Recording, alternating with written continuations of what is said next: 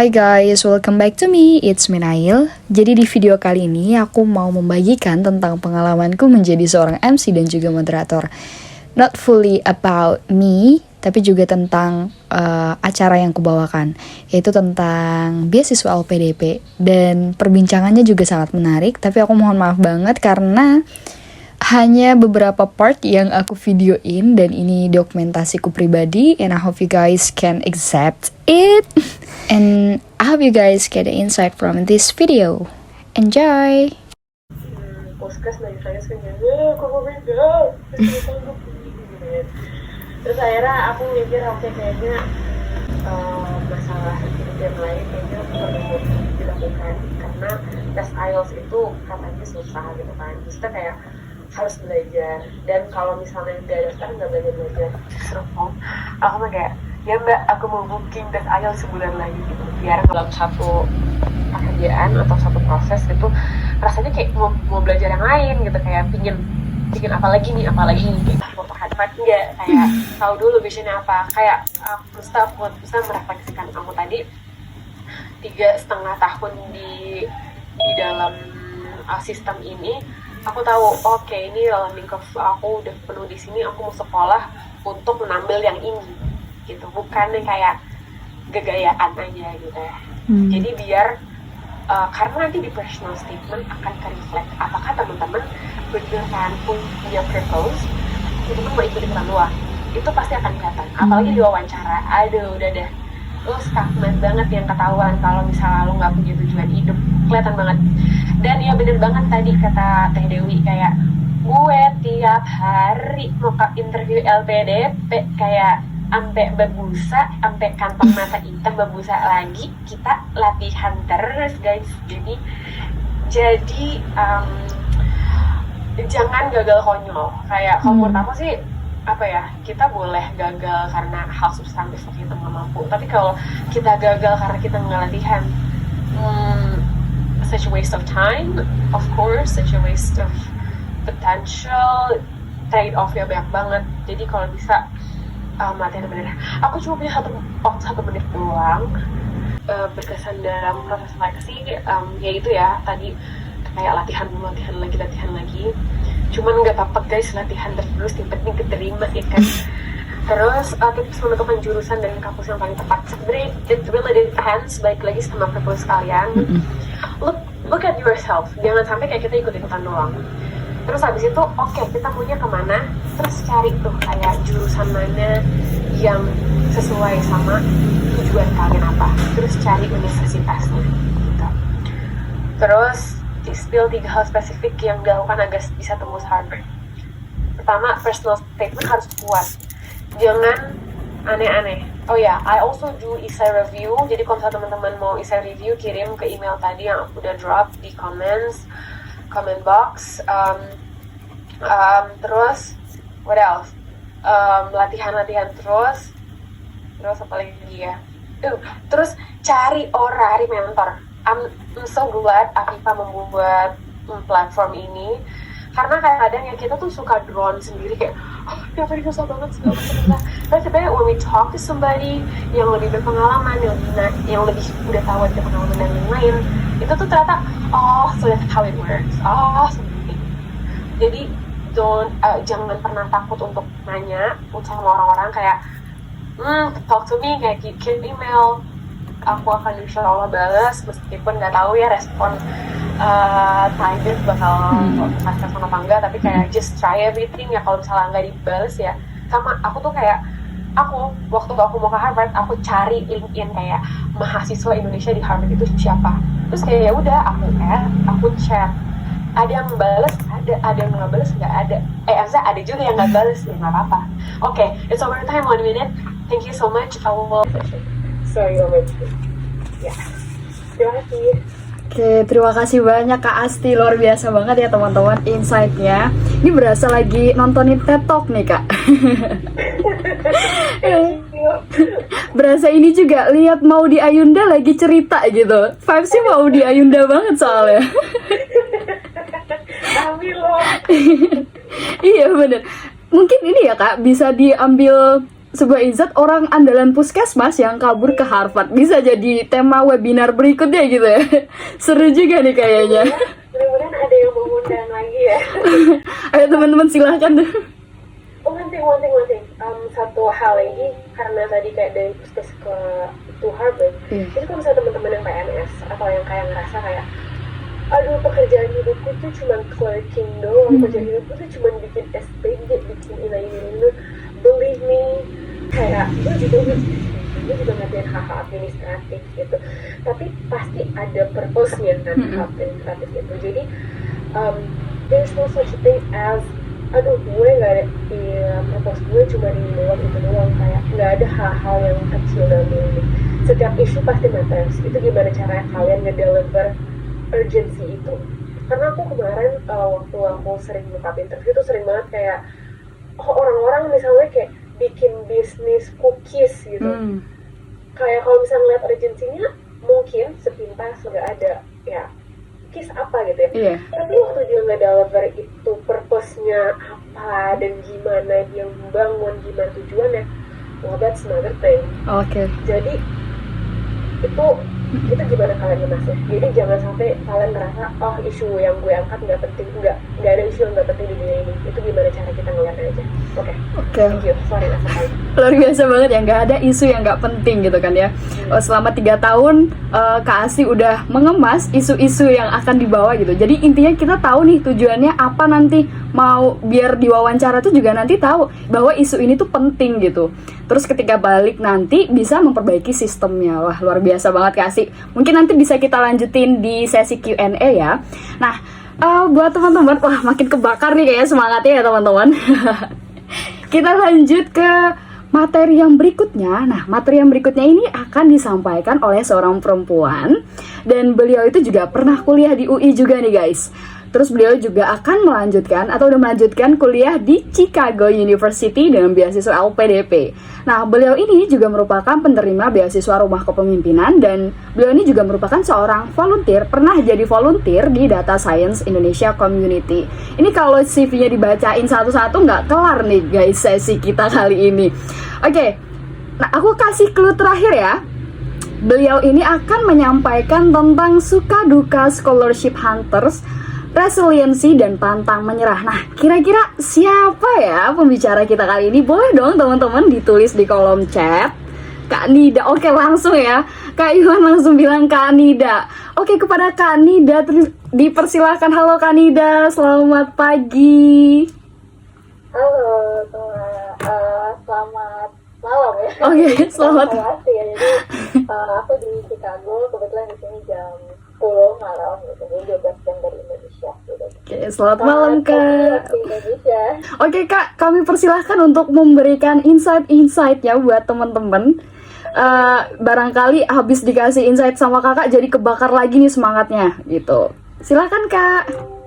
Oke, makasih banyak Naila untuk waktunya, dan juga Afifah udah mengundang. Ya, saya mau tanya yang baru saya ingat itu barusan tentang urgensi kita mengambil S2 ya Kak ya. Itu saya kok masih gampang tuh, kira-kira contohnya bener-bener di depan dus itu kayak gimana ya Kak ya. Terima kasih. Oke, terima kasih. Kira-kira pertanyaannya untuk semua pembicara atau ada yang ditujukan? Kak Dwi? Semuanya juga gak apa-apa. Oke, semuanya. Banyak belajar. Oke Kak, gimana nih kira-kira ada yang mau jawab duluan? Aku kasih ke ini ya, ke Kanida dulu deh, soalnya fresh banget soalnya. Silahkan Kanida. Oke, kalau case aku sebenarnya kalau di garis besarnya tadi, karena aku cross major gitu, jadi kayak tidak terlalu linear antara S1 dengan kerjaan. Jadi aku merasa, untuk mengejar pekerjaan aku sekarang, mungkin saya melakukan sesuatu yang pengen aku kejar, sesuatu yang pengen aku, bidang yang pengen aku dalami. Aku butuh untuk ya tadi improve knowledge lagi gitu. Jadi untuk karena cross major itu sih, jadi kayak dan S2 itu menurutku salah satu cara yang cepat, karena bisa aja dengan pengalaman kerja itu cukup, cuma mungkin itu salah satu cara. Kalau aku itu sih. Oke, terima kasih Kak Dida. Mungkin kita lanjut ke Kak Dewi mungkin ya. Silahkan Kak Dewi. Kalau aku sendiri sebenarnya waktu itu kalau yang kebutuhan gitu ya, waktu kerja. Jadi waktu kerja ada banyak hal yang kenapa nggak aku dapat di PSA.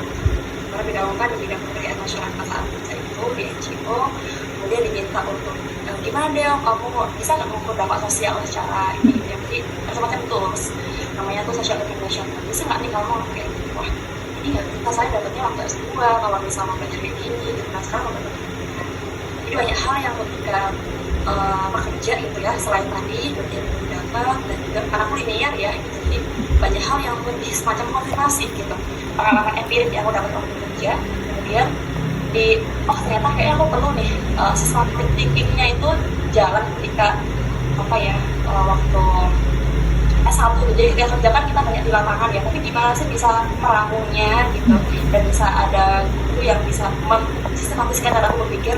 Nah itu ini S2 itu yang paling tepat. Dan memang tadi selain yang terkait pengalaman kerja gitu ya, memang senang sekali dengan tujuan hidup gitu. Jadi tahu why-nya kenapa mau S2 itu, jadi nggak yang terpengaruh dengan orang-orang lainnya, karena main kebutuhanku dan aku sangat fulfill gitu loh untuk belajar. Gitu aja sih. Oke, terima kasih Kak Dewi. Mungkin kita lanjut ya ke Kak Asti. Silakan Kak Asti. Oke. Mbak Dewi, kayaknya kalau dengar dari pertanyaannya Mbak Dewi masih di awal-awal senang banget ini kayak ingin S2 tapi mau nggak ya gitu ya? Enak. Sorry. Iya kak, terus sekali. Kamu mau dulu. Iya betul. Nggak apa-apa. Itu proses lagi. Saran aku, jadi kalau misalnya masih belum tahu why-nya apa, cari tahu dulu why-nya apa. Ini ngapain aja, harus belajar apa. Terus the moment that aku pengen S2 kayak klik tiba-tiba nyokap gue ngebolehin, aku langsung jurnal dan langsung bikin kayak mind map.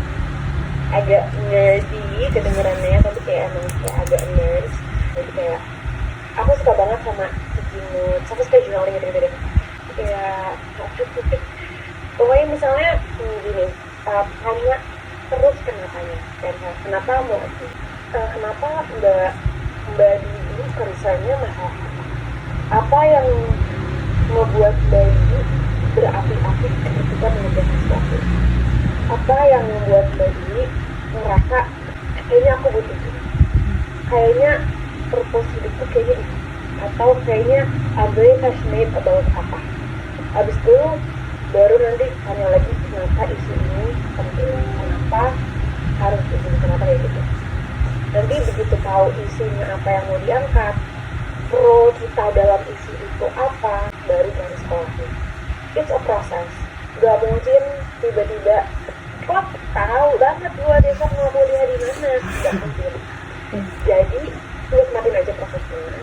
Dan balik lagi ke Nida tadi, gak semua hal itu bisa diselesaikan dengan S2. Gak semua masalah bisa kabur dengan S2. Gak semua hal jalannya adalah S2. Bisa jadi halnya yang lain, ikut online course atau kerja dulu atau apa dulu. Jadi the process of finding life itu nggak bisa di skip. Jadi nggak apa-apa nih kayak ikut webinar yang ini, ikut nanti webinar yang lain, baca buku yang lain, inspired by yang lain. Tapi jangan sampai why-nya orang lain mendistorsi why-nya kita.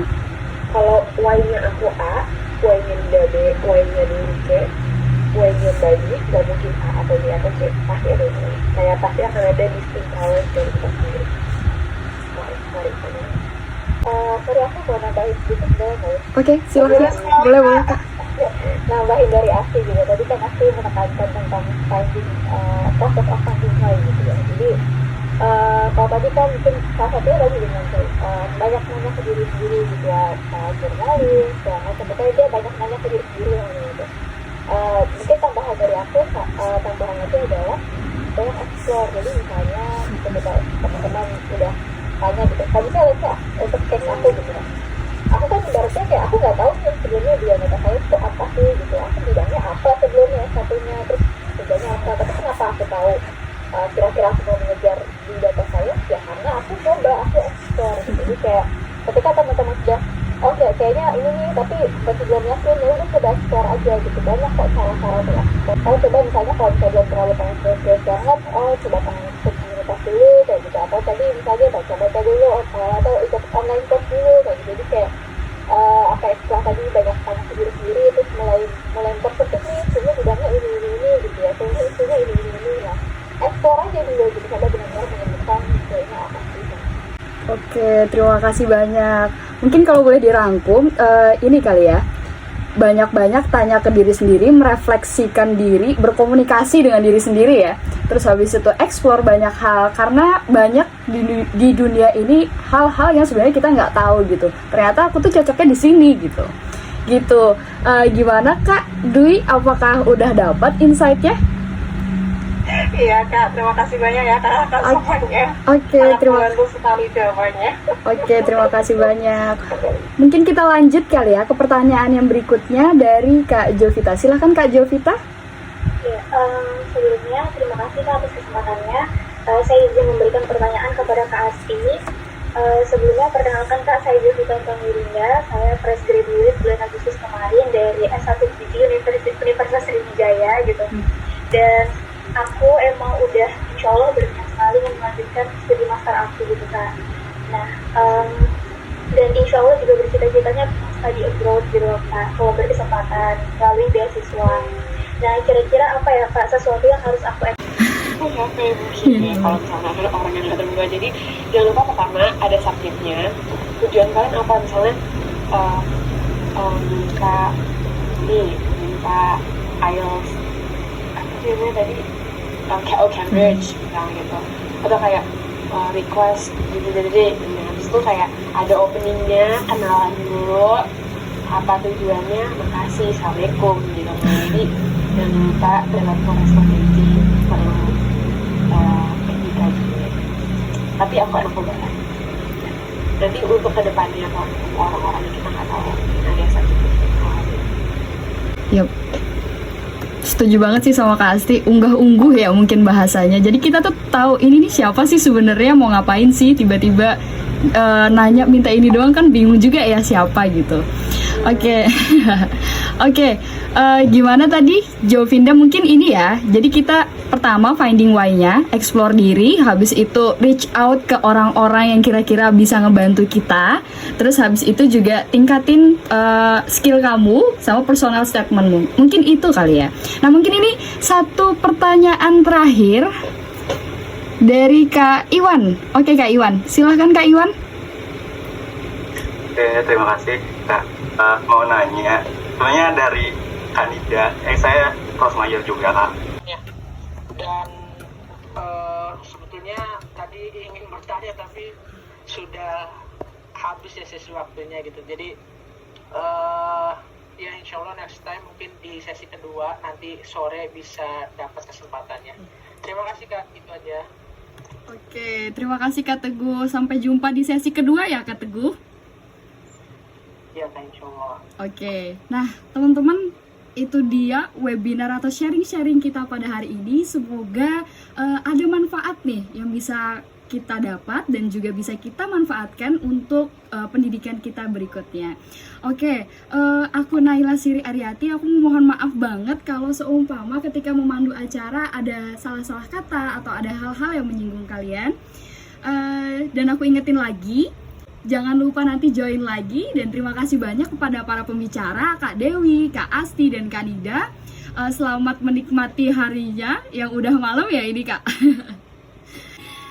Kita lanjut kapan-kapan, semoga bisa bertemu lagi. Aku Naila Siri. Sampai berjumpa di lain waktu. Dah, assalamualaikum.